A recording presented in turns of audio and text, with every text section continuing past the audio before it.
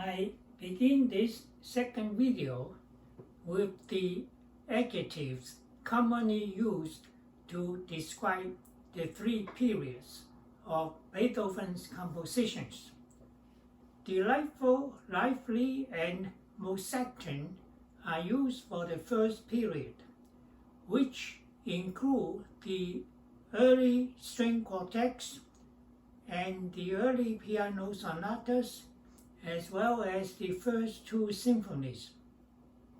Heroic and majestic describe the second period, which include his third, fifth, and sixth symphonies, piano concertos numbers 4 and 5, and the Archetype Trio, and the Moonlight Piano Sonata. I had used parts of the third and sixth symphonies and the beginning of Piano Concerto No. 5 in earlier videos.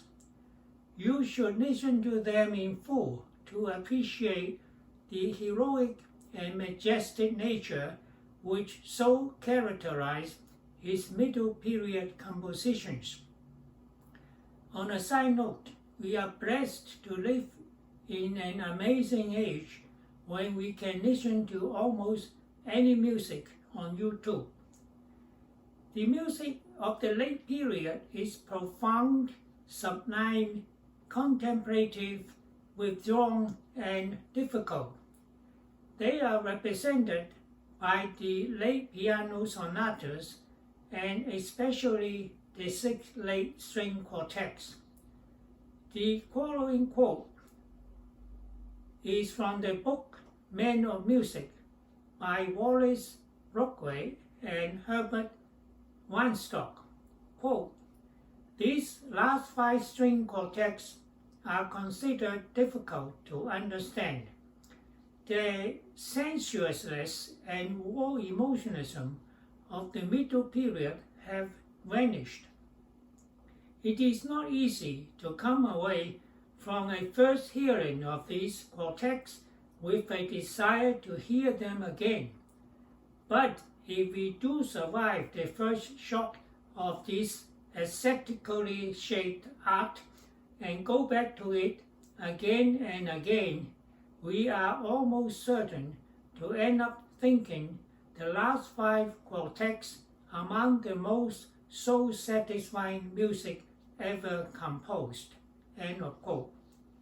The fifth movement of String Quartet 13 is particularly special. It's called the Cavitina, which in opera means a short song of simple character. However, simple is hardly adequate to describe this music. It is certainly not simple that it was selected by the late astronomer Carl Sagan and his colleagues at NASA to be among the several music on the Golden Record. The Golden Record is a phonograph record containing a broad sample of Earth's sounds, languages, and music sent into outer space in 1977 with the 2 unmanned Voyager probes. It was meant to represent life on Earth and some of the greatest achievements of mankind. It was sent as a communication and an offering to any intelligent civilization that might intercept it. Carl Holtz, who was a good friend to Beethoven in his last years, witnessed and recalled that the Cavitina, quote, caused the composer tears in the writing and brought out the confession that nothing that he had written has so moved him. In fact, that merely to revise it afterwards in his thoughts and feelings brought forth renewed tributes of tears. End of quote. To find out what makes the Cavitina so special, Let us listen to it in its entirety.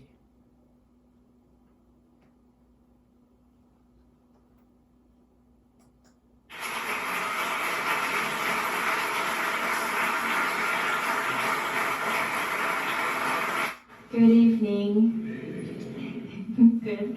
My name is Jiwon. This is Heewon, Christine, and Tabea.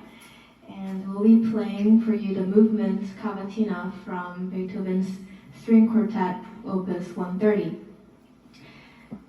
A special thing about music is that we can play something that's not really describable in words.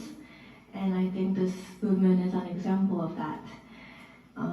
I feel that this movement contains many emotions and messages, and I think some of them are the vulnerability of love and a ability to communicate it, human capacity of love, as well as isolation and desolation. And it's a very profound piece. And also there is a section called Beklempt, which means choked in English, and it's not necessarily an outward cry, but rather the emotion is so intense that it does not come out, and it's a very emotionally inward cry. And also a water drop, or what seems like a teardrop, was found in Beethoven's manuscript in that section. So if it's Beethoven's tear, then it also adds to the point that it's a very emotional and meaningful piece. So as it's a very special time and an honor to play for you tonight, I hope you can feel all the emotions that we're going through. Thank you.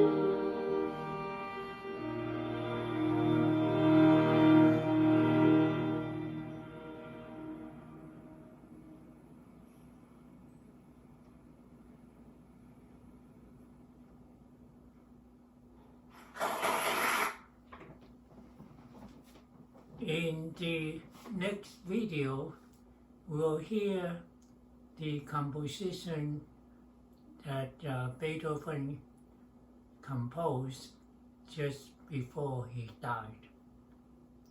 End of the second video.